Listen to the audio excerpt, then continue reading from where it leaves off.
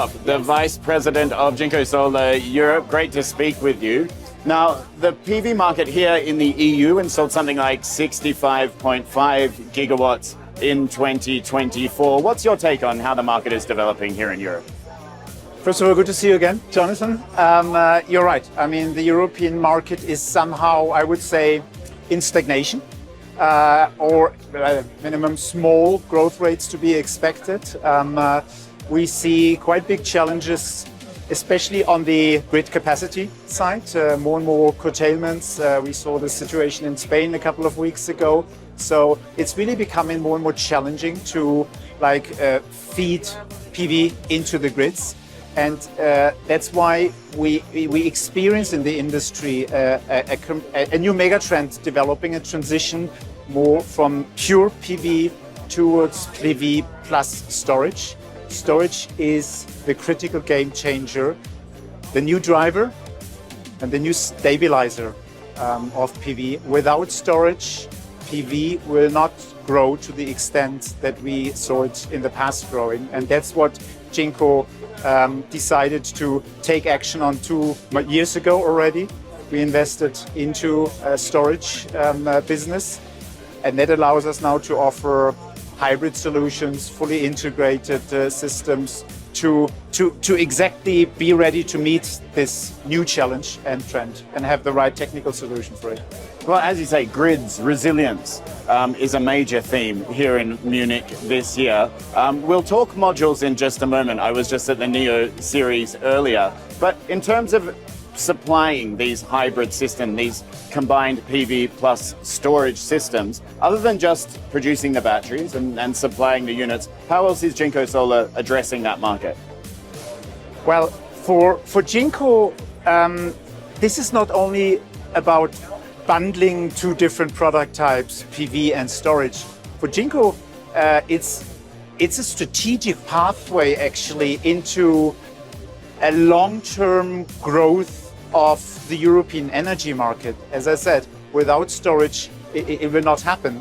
And that's why Jinko decided to invest into a fully integrated hybrid solution consisting of highly efficient TOPCon modules as the core of the system, combined with intelligent energy storage systems, plus advanced digital monitoring. And those 3 components allow us to offer a kind of one-stop solution as a reliable single source provider and allow us to offer to our financial investors the most stable, finally, IRR, which they are looking for. And as you said, the most resilient and dependable solutions. Okay, well, let's take a closer look at the battery energy storage systems from Jinko. Let's do that. Now, there's diverse use cases for energy storage, different market segments. Of course, this is the utility scale from Jinko Solar. Frank, can you tell me about how you're addressing the different market segments of energy storage here in Europe? Yeah, Jonathan, so you're right. The use cases are mainly, let's say, load shifting, self-consumption, and peak shaving. There's the 3 use cases. And we do have mainly the 2 main market segments. One is the utility segment, and the other one is the C&I market, which is highly attractive and will show the biggest growth potential in storage. Behind us, as you said, we see our utility scale storage solution going up to 5 megawatt hours and even more.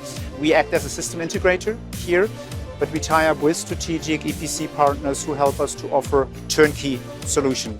And then in the background here, you see actually our C&I solution addressing the commercial rooftop segment and CI.